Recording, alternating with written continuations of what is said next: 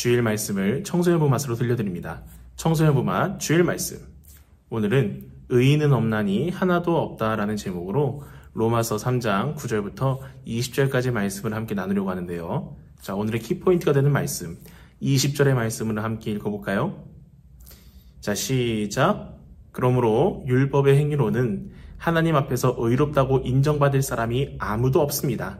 율법으로는 죄를 인식할 뿐입니다. 아멘. 우리가 눈으로 무언가를 볼 때 모든 것이 다 보이는 것 같아 보이지만 사실 보이지 않는 부분도 있다는 사실 여러분들은 알고 있었나요? 그것을 가리켜서 맹점이라고 말하는데요. 믿음 생활을 하는 우리 모두에게도 바로 이 맹점이 있습니다. 예수님을 믿는다고 말은 하면서 사실 우리가 못 보는 부분도 있다는 사실이죠.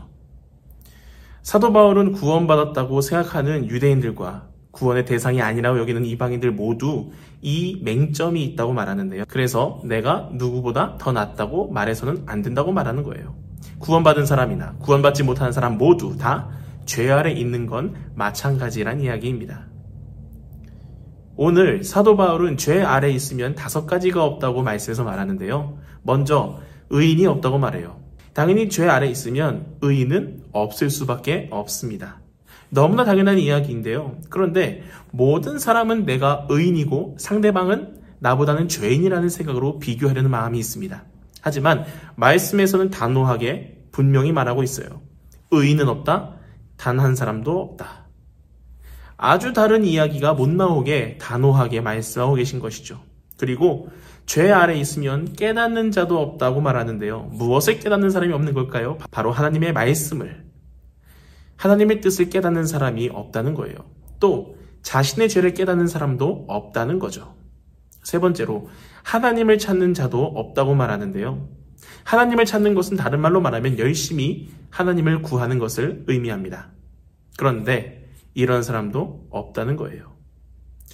그리고 선을 행하는 자도 없다고 말합니다. 여기서 말하는 선은 여러분들이 도덕책이나 윤리와 사상에서 배우는 눈에 보이지 않는 선을 말하는 것이 아니라 선한 행동, 선한 모습과 같이 눈에 보이는 선을 가리키는데요.